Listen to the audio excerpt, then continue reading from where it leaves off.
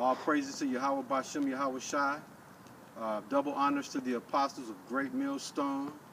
Salutations to the Akims pushing this truth and sincerity all over the globe. Shout outs GMS Fortress. Shout outs Yasharala Milwaukee, man. We back again, man. Serving hot wings. We fresh off the no indictment for the NYPD for killing Eric Gardner. And the spirit was on me to look further into the NYPD. And guess what I discovered?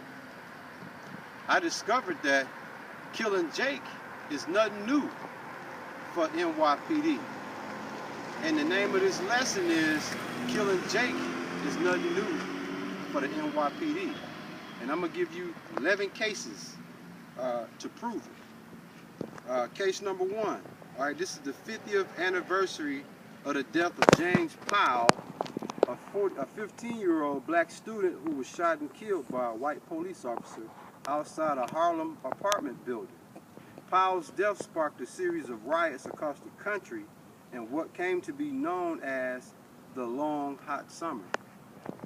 Case number 2. On September 27, 1994, 13-year-old Nicholas Haywood Jr. was playing cops and robbers inside the stairwell of a Brooklyn apartment building.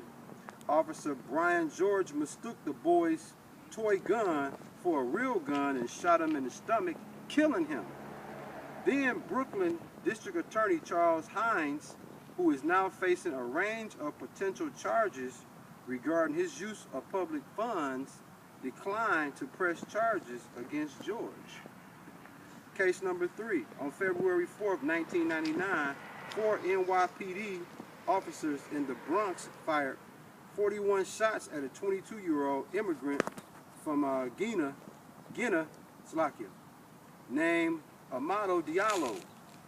The officers thought he had a gun. It turned out to be a wallet. Diallo, who was unarmed and had committed no crime, was hit by 19 bullets and died, setting off large protests across the city. The 4 officers involved were all white and were all acquitted of any wrongdoing. Case number 4. On March 1st, 2000, just a few days after a jury acquitted the 4 police officers who killed Amado Diallo, an undercover cop shot and killed 23-year-old Malcolm Ferguson at his Bronx home. The shooting took place 3 blocks from the site of Diallo's death, and Ferguson had been arrested the previous week for protesting the officer's acquittal in that case. He had 7 prior arrests on his record, mainly for dealing drugs. The incident was deemed an accident, and the officer who killed Ferguson, Luis Rivera, was cleared of any wrongdoing. Case number 5. Patrick Moses Dorismond, a father of 2, was killed by an undercover NYPD officer on March 16, 2000. According to police, Dorismond had become belligerent when the cop, who was with some of his partners, asked him where he could buy some marijuana in the neighborhood. It's unclear who threw the first punch, but a scuffle ensued, and one of the officers, Anthony Vasquez, ultimately shot Dorismond in the chest, killing him. A friend of Dorismond, who was also involved in the fight, claimed the undercover officers never identified themselves as police. A grand jury declined to indict Vasquez. It sounds familiar, don't it? Case number 5. On May 22, 2003, Officer Brian Conroy, disguised as a postal worker, raided a counterfeit CD, DVD operation at the same warehouse where 43-year-old Usman Zongo, an immigrant from Guinea, worked repairing musical instruments. When Zongo encountered the cop, Conroy brandished his weapon and Zongo ran. The chase led to a dead end where Conroy shot Zongo 4 times. NYPD officials later admitted that Zongo had nothing to do with the counterfeit operation. Conroy received no jail time. He was sentenced to 5 years of probation and lost his job with the NYPD. Case 6. On January 24th, 2004, 19-year-old Tim Stansberry was shot by Officer Richard Neri on the roof of a building in Bed-Stuy, Brooklyn. Stansberry, a McDonald's employee who was working toward his high school diploma, died. A grand jury declined to indict Neri, who later admitted to pulling the trigger unintentionally. He was permanently stripped of his gun and given a 30-day suspension. The next case, man, I believe this is case number 7. In the early morning hours of his wedding day, November 25th, 2006, Sean Bell was celebrating his bachelor party with two friends at a Queens strip club, which a group of officers was investigating for alleged prostitution. An argument broke out outside the club between one of Bell's friends and another man, and one of them allegedly said he had a gun.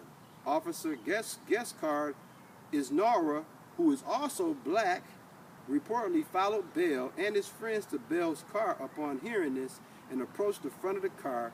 Bell accelerated, striking Isnora. In response, Isnora and other officers fired 50 shots at Bell and two of his friends. Bell died, his friends were seriously wounded, and 3 of the cops went to trial for manslaughter. Each was found not guilty, and no gun was recovered from Bell's car. Sound familiar, don't it? Case number 8, or case number 9, Salaki. Case number 9, that was 8, this is 9. NYPD officer Richard Haste shot and killed 18-year-old Ramarley Graham in his grandmother's bathroom in the Bronx on February 2nd, 2012. Haste had allegedly been responding to reports over the radio that Graham had a gun, but all he had on him was a small bag of marijuana. A grand jury decided not to indict Haste for the shooting. Wow, this is sounding real familiar, that no indictment, don't it?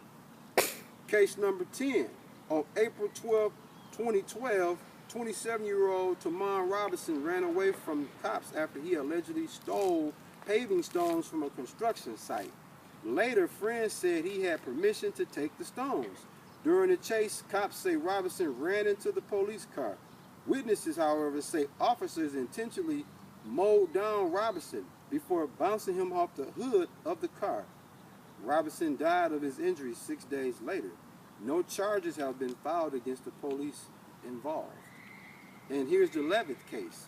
It says, Kamani Gray, 16, was shot and killed by 2 police officers in the East Flatbush neighborhood of Brooklyn on March 9, 2013. The officers alleged that Gray pulled a gun on them first, but eyewitnesses dispute the account that Gray was armed. Neither has been charged, and one of the officers, Sergeant Murad, received a Cop of the Year award from the NYPD this year of April. Check that out, man. So as you can see, man, killing Jake is nothing new for the NYPD. I just proved it to you, man. I just gave you 11 different cases, man. Now I'm just going to come out with one scripture and close this lesson out, man. All right? We're going to come out with Ecclesiastes chapter 1, verse 9.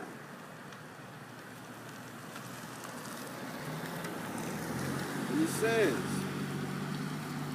the thing, Slakia, it says, and the thing that have been, it is that which shall be, and that which is done is that which shall be done, and there is no new thing under the sun.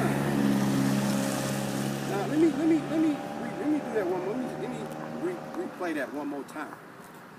Ecclesiastes chapter 1 verse 9, it says, the thing that hath, Salaki, the thing that have been, it is that which shall be, and that which is done is that which shall be done, and there is no new thing under the sun. Did you hear that? There's no new thing under the sun. So these riots, these protestings, these police killings of Jake, hey man, it's nothing new, man. What it's talking about, these things was done in the past, and these things shall come to pass in these times, And in these times, these things is happening, man. Now, before I close this lesson out, I'm going to give you a great example of these things ain't nothing new, all right? 45 years ago, on December 4th, 1969, in Chicago, Black Panther leaders Fred Hampton and Mark Clark was killed in a police raid that implicated Cook County State's Attorney and FBI COINTEL program. Ha! Check that out. This is 1969. It says, despite firing more than 90 shots, the grand jury in 1970 handed down no indictment. Now, as we close this lesson out, man, we bringing you these hot wings from Milwaukee, Wisconsin. And here in Milwaukee, Wisconsin, on August 14, 1981, Ernest Lacey mysteriously was killed by 3 white officers. And guess what happened? No indictment was handed down. And earlier this year, May of 2014, Dontrell Hamilton. A lot of people haven't heard of Dontrell Hamilton, but it's serious, man. It's big here in Milwaukee. And he was murdered, man, in May of this year. Now, Dontrell Hamilton suffered from paranoid schizophrenic, all right? And you know, he suffered from paranoid schizophrenic, man. And the white officer Manley, I believe his name, he shot him in the back 14 times. He's no longer on the force, but as of today, he hasn't been indicted. So what am I saying, man? Again, Ecclesiastes 1 verse 9, the thing that have been, it is that which shall be, and that which is done is that which shall be done, and there is no new thing under the sun, man. So killing Jake in NYPD is nothing new. And killing Jake all over Israel ain't nothing new. As you can see, I believe yesterday, another Jake just got killed in Phoenix. So listen, man, this ain't nothing new, man. This ain't nothing new. Again, all praises to Yahweh Bashem, Yahweh Shah, for allowing this message to come out. Double honors to the apostles of Great Millstone. Shout outs to the Akims pushing this truth and sincerity all over the globe. Shout outs GMS Fortress. Shout outs Yasharala Milwaukee. Shalom.